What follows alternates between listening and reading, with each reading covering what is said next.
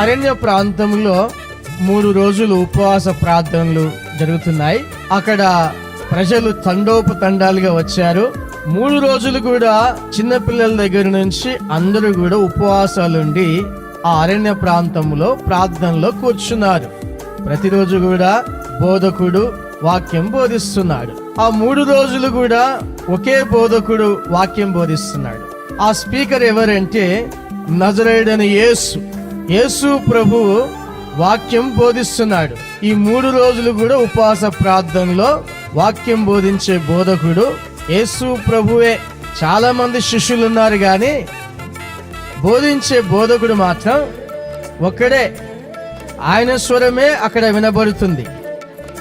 ఆ స్వరం వినటానికే అక్కడికి ప్రజలు తండోపతండాలుగా వచ్చారు. నజరేయుడైన యేసుక్రీస్తు ప్రభు నోటి నుంచి వచ్చే మాటలు వింటే మరణ మార్గం తొలగిపోయి జీవ మార్గం వచ్చేస్తుంది వారికి. యేసు ప్రభు మాటల వలన చాలా మంది ప్రజలు బాగుపడుతున్నారు.